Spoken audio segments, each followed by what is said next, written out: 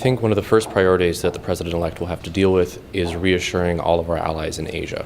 The campaign obviously raised a lot of concerns abroad and at home, but especially in the capitals of our allies. In particular, I would point to the U.S.-Japan alliance. Tokyo is very concerned about what a Trump administration could mean. A lot of the rhetoric during the campaign was very hostile to the U.S.-Japan alliance. And I think one of the first priorities of the president-elect is going to be to reassure the Japanese that the U.S.-Japan alliance will remain strong. There are some indications that that's the path they're going to go down.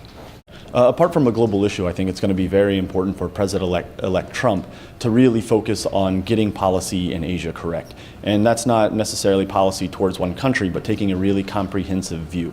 Part of that is going to be starting from the relationship with China, and then everything will flow from there.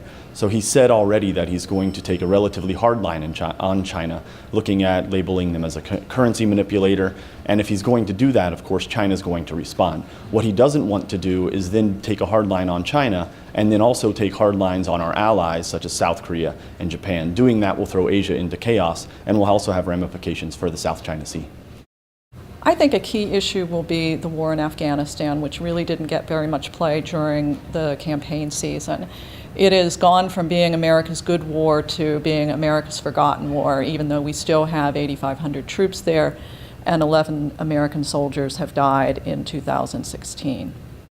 I would hope that President-elect Trump would seriously look to seek common ground with our allies and even with Russia and Iran towards achieving a useful peace agenda with the Taliban and ensuring that Pakistan delivers the Taliban to the negotiating table.